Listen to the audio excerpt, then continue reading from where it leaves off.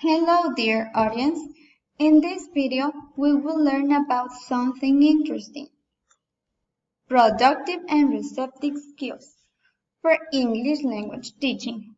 First of all, we need to understand some concepts because we might have questions like, what are skills?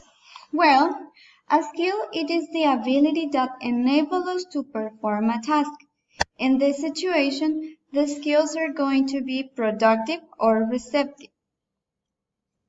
Receptive skills are the ones that let the information get inside our brains, such as listening and reading. We call this input. On the other hand, productive skills let us transform the input to produce written or spoken output. So, we have this chart to see the skills. Listening and reading are receptive skills because they help us to receive information. The productive skills are speaking and writing because they enable us to produce. But maybe by the time you're watching this, you haven't practiced that. In order to explain, we will see two activities for the receptive and two for the productive. The first activity is for upper beginner.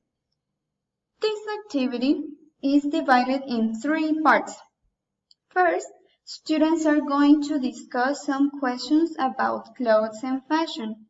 Then, they will look at the photos that appear in this book and say what the people is wearing.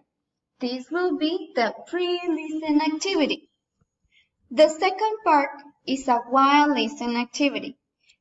Students will listen to an audio that says reasons about why we wear clothes.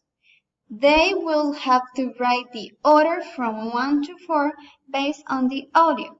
Then they will listen to the audio again and write as much as they can. The next part should be after listening. But now it's your turn to think about an activity. Let's continue with a reading activity for students in lower intermediate level. For the pre-reading part, students will see images like these ones.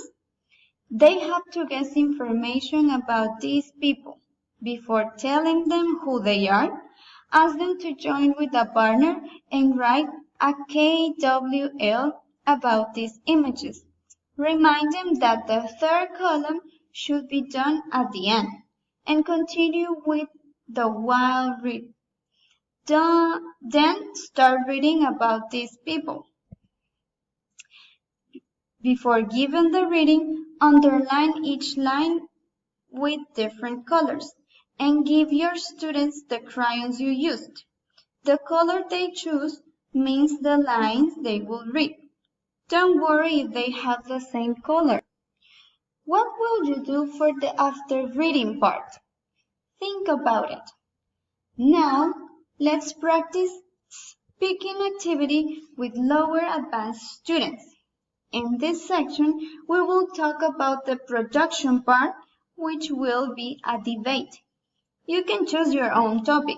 Mine is going to be learning English. The main questions in this example are, is English difficult? Is different from Spanish? Is it similar?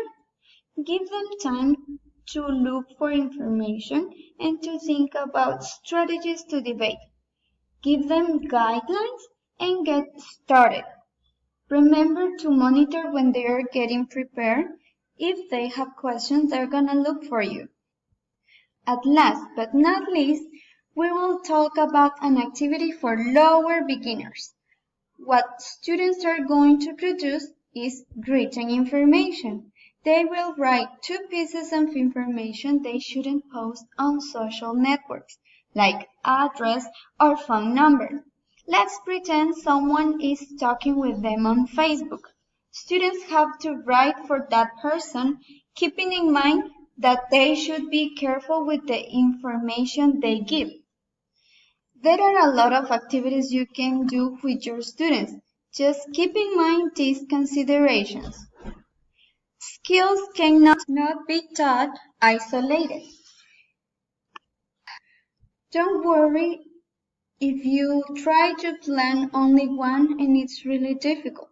Don't try to practice only one because it's gonna be challenging. You have to integrate at least 2 or 3 skills in order to get better learning. These activities are for secondary, but you can modify them if you want, and you can use them with different groups like primary or adults.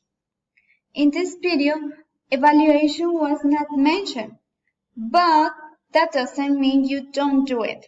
Remember that evaluation should be doing at the beginning, during, and at the end of the process, because evaluation is essential. Don't forget it. And last but not least, don't forget about your happiness. If you're happy, most of your students will be happy too.